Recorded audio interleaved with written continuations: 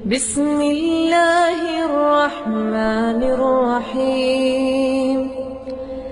إن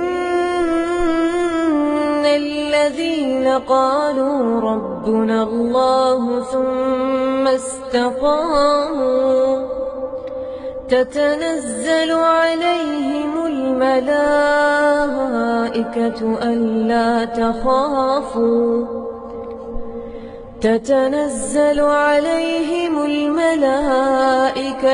ألا تخافوا ولا تحزنوا وأبشروا بالجنة التي كنتم توعدون.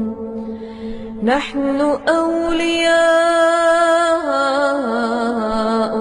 في الحياة الدنيا وفي الآخرة ولكم فيها